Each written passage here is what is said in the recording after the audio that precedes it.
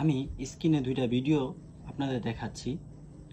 আপনারাই বলবেন যে দুইটা ভিডিওর মধ্যে কোনো অমিল খুঁজে পান কিনা।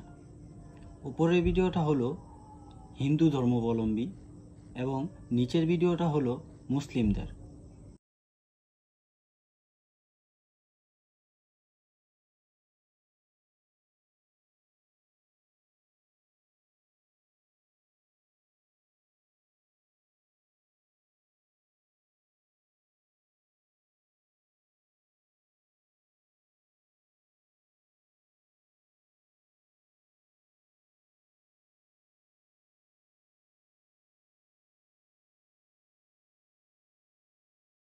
এ সম্পর্কে সূরা আল মুলকে আল্লাহ তাআলা বলেন, বলো তিনিই রহমান, আমরা তার ওপর ঈমান এনেছি এবং তারই ওপর ভরসা রাখি। অচিরেই তোমরা জানতে পারবে কে ভুল পথে আছে এবং গুমরাহে আছে।